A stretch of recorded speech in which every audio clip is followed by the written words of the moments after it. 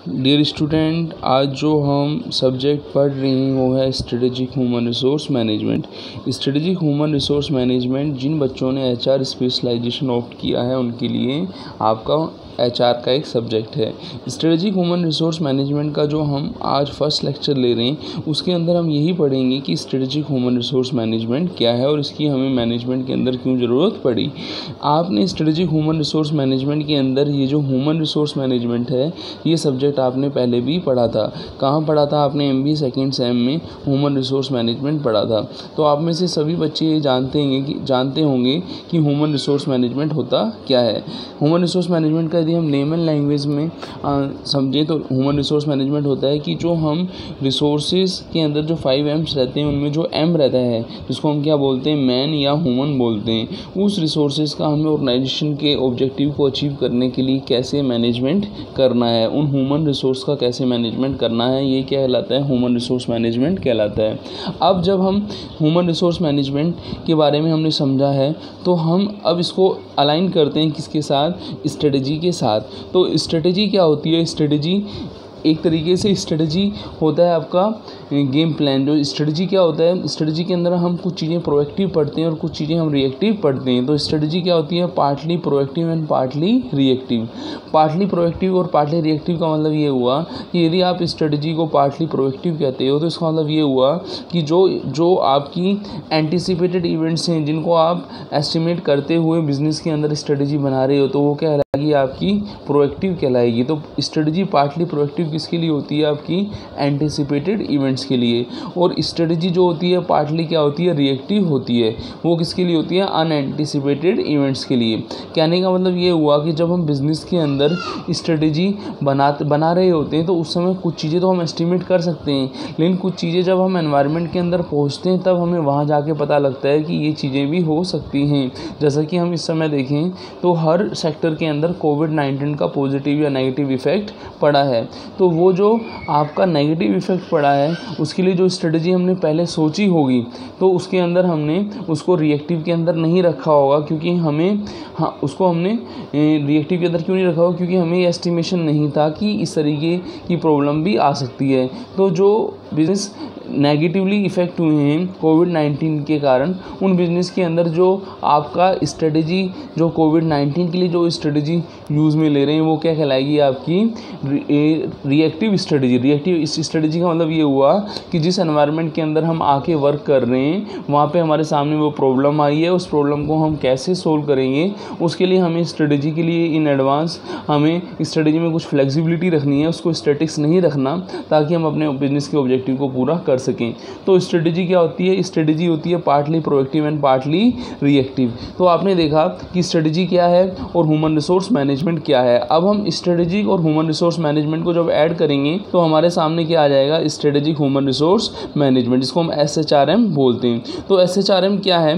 SHRM को यदि हम डिफाइन करें, SHRM is defined as the integral set of practice, policies and strategy through which organization manage their human capital that influence or being influenced by the strategy and organization context and social context। कहने मतलब क्या हुआ कि हम strategic human resource management के अंदर जो हमारी पॉलिसीज़ जो रहती हैं, हमारे जो प्रैक्टिसेस जो रहती हैं, हम उनको इंटीग्रेट करते हैं किसके साथ? हमारी ह्यूमन कैपिटल के साथ इंटीग्रेट करते हैं। अब इंटीग्रेट क्यों करेंगे? तो इसके लिए डिफ़ाइन किया है जो जेफरे मेलो ने डिफ़ाइन किया है कि जो हम स्ट्रेटजी जो हम बना रहे हैं, स्ट्रेटेजिक ह्यूमन रिसोर्स के अंदर जो प्रैक्टिस प्रोग्राम को जो हम अलाइन कर रहे हैं वो हम किस लिए कर रहे हैं? वो हम अचीवमेंट ऑफ ऑर्गेनाइजेशन ऑब्जेक्टिव के लिए कर रहे हैं। तो कहने का मतलब ये हुआ स्ट्रेटेजिक ह्यूमन रिसोर्स मैनेजमेंट के अंदर हम क्या करते हैं? अपने रिसोर्सेज को अलाइन करते हैं किसके साथ? अपने ह्यूमन रिसोर्स को अलाइन करते हैं किसके साथ? जो हमारे ऑब्जेक्टिव रहते हैं, जो हमारे गोल्स रहते हैं, जिनको हम अचीव करना चाहते हैं, हम बिज़नेस की परफॉर्मेंस को इम्प्रूव करना चाहते हैं, किसकी हेल्प से करते हैं? जो अपना ह्यूमन रिसोर्स होता है उसकी हेल्प से हम करते हैं। तो वो कहलाता है अपना स्ट्रेटेजिक ह्यूमन रिसोर्स मैनेजमेंट कहलाता है। ऐसे हार्वे ने ये बोला है कि जो स्ट्रेटजीज होती है, स्ट्रेटेजिक मैनेजमेंट जो होता है वो क्या होता है? वो एक ऐसी प्रोसेस है जिसके अंदर हम क्या करते हैं? डिसीजन लेते हैं, एक्शन लेते हैं long term performance of the company के लिए। और इसके अंदर हम इंक्लूड इंक्लूड करते हैं किसको, एनवायरनमेंट स्कैनिंग को, स्ट्रेटजी के फॉर्मुलेशन को, स्ट्रेटजी के इम्प्लीमेंटेशन को, स्ट्रेटजी के इवेल्युएशन एंड कंट्रोल को। ये जो स्ट्रेटेजिक मैनेजमेंट हमने देखा है ये हम स्ट्रेटेजिक मैनेजमेंट के अंदर डिटेल के अंदर पढ़ेंगे। यहाँ पे हम SHRM को डिफ़ाइन करना समझ रहे हैं कि SHRM को हम कैसे डिफ़ाइन करें।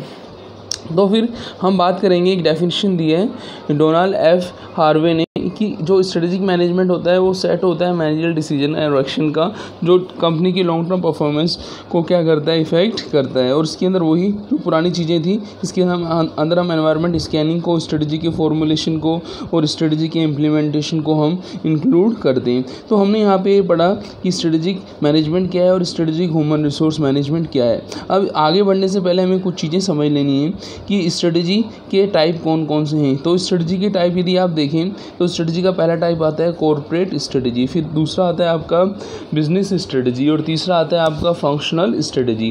कॉर्पोरेट स्ट्रेटजी क्या रहती है, टॉप मैनेजमेंट की स्ट्रेटजी रहती है जो हम टॉप लेवल ऑफ मैनेजर्स से एक्सपेक्ट करते हैं। जैसे आप देखें बोर्ड ऑफ डायरेक्टर रहा, चीफ फाइनेंशियल ऑफिसर रहा, तो ये जो किसी ऑर्गेनाइजेशन के CEOs होते हैं तो वो जो स्ट्रेटजी बनाते हैं वो क्या कहलाती है, आपकी कॉर्पोरेट स्ट्रेटजी कहलाती है। फिर कहलाती है बिजनेस स्ट्रेटजी। बिजनेस स्ट्रेटजी क्या होती है कि बिज़नेस के अंदर हमें क्या करना है, अपने बिज़नेस को डिफ़ाइन करना है, अपनी फर्म्स को डिफ़ाइन करना है, उनको इंटीग्रेट करना है, डिफरेंट जो भी बिज़नेस यूनिट्स हैं उनको डिफ़ाइन करना है, तो वो बिज़नेस स्ट्रेटजी का पार्ट माना जाता है। ये जो बिज़नेस स्ट्रेटजी रहती है ये इसके अंदर हम किसके सीनियर मैनेजमेंट को इंक्लूड करते हैं और ये असिस्ट करता है किसको, कॉर्पोरेट स्ट्रेटजी को असिस्ट करता है। थर्ड रहता है फंक्शनल स्ट्रेटजी। फंक्शनल स्ट्रेटजी क्या होती है, फंक्शनल स्ट्रेटजी वो रहती है जो डिफरेंट फंक्शनल एरिया जैसे बिजनेस के अंदर HR है, मार्केटिंग है, फाइनेंस है, प्रोडक्शन है, ऑपरेशन है, रिसर्च है, डेवलपमेंट है, लॉजिस्टिक है, इंफॉर्मेशन टेक्नोलॉजी है। तो जो हम फंक्शनल स्ट्रेटजी जो हम ले रहे हैं वो different functional area of the department को हम ले रहे हैं, तो वो कहलाती है फंक्शनल स्ट्रेटजी कहलाती है। तो हमने ये समझा कि ह्यूमन रिसोर्स क्या होता है, स्ट्रेटेजिक ह्यूमन रिसोर्स क्या होता है, स्ट्रेटेजिक मैनेजमेंट क्या है और आपका स्ट्रेटजी और उसके कंपोनेंट क्या हैं। अब हम कुछ बेसिक चीज़ें जो हमारी आगे काम आने वाली हैं उनमें हम 3 चीज़ें देख लेते हैं। पहला क्या है आपका कोर कॉम्पिटेंसी, फिर क्या है मिशन और फिर क्या है विज़न। कोर कॉम्पिटेंसी क्या होता है, कोर कॉम्पिटेंसी एक यूनिक कैपेबिलिटी होती है किसी ऑर्गेनाइजेशन की जो डिफरेंशिएट करती है इसको अपने कॉम्पिटिटर से। जो आपकी कोर कॉम्पिटेंसी होती है वो क्या होती है, यूनिक कैपेबिलिटी होती है ऑर्गेनाइजेशन की जो डिफरेंशिएट करती है अपने कॉम्पिटिटर से। और जो कोर कॉम्पिटेंसी होती है वो हमारी कोर कॉम्पिटेंसी कोई दूसरा ऑर्गेनाइजेशन शेयर नहीं कर सकता, हम किसी दूसरे ऑर्गेनाइजेशन की कोर कॉम्पिटेंसी शेयर नहीं कर सकते। इसको हम इस तरीके से भी समझ सकते हैं, जैसे कि हम कोर कॉम्पिटेंसी को समझते तो हम एप्पल का एग्जांपल लेते हैं कि एप्पल जो है दूसरी कंपनी अपने कॉम्पिटिटर से डिफरेंशिएट करता है, कैसे करता है कि उसकी जो कोर कॉम्पिटेंसी है वो कोई दूसरा अडॉप्ट नहीं कर सकता। तो जो कोर कॉम्पिटेंसी होती है वो यूनिक स्ट्रेंथ होती है जो can not be share by others होती है। अब हम देखें तो हमें अब आगे समझना है क्या मिशन और विज़न। जैसा कि आपने मिशन और विज़न को अल्फ़ाबेटिकल देखें तो ABC के हिसाब से M पहले आएगा और V बाद में आएगा। तो मिशन क्या होता है आपका शॉर्ट टर्म होता है और विज़न क्या होता है लॉन्ग टर्म होता है। सबसे पहले हमारे माइंड में क्वेश्चन आता है कि पहले मिशन बनेगा या फिर विज़न बनेगा। तो आप सोच रहे होंगे कि पहले मिशन बनेगा फिर क्या बनेगा, विज़न बनेगा, जबकि उल्टा है। पहले हमें क्या करना पड़ता है, विज़न बनाना पड़ता है। पहले हम लॉन्ग टर्म की सोचते हैं, उस लॉन्ग टर्म को अचीव करने के लिए फिर हमें क्या करना पड़ता है, जो लॉन्ग टर्म का मतलब विज़न का मतलब है जो हमारा डेस्टिनेशन है, उस डेस्टिनेशन तक पहुंचने के लिए हमें क्या करना पड़ता है, मिशन बनाना पड़ता है। तो हम यूँ कह सकते हैं कि विज़न इंक्लूड्स मिशन, कि विज़न के अंदर क्या आता है, मिशन आता है। मिशन हमारी हेल्प करता है किसी ऑर्गेनाइजेशन की विज़न जो उसकी डेस्टिनेशन है उसको और क्या अचीव करने में हमारी हेल्प करता है। मिशन और विज़न क्या होते हैं, इनको हम एक एग्जाम्पल की हेल्प से भी समझ सकते हैं। मान लीजिए कोई एजुकेशन इंस्टीट्यूशन है, अब उसकी टैगलाइन है वेयर एजुकेशन इज़ पैशन, कि जहाँ शिक्षा क्या है एक तरीके से पैशन, जुनून है।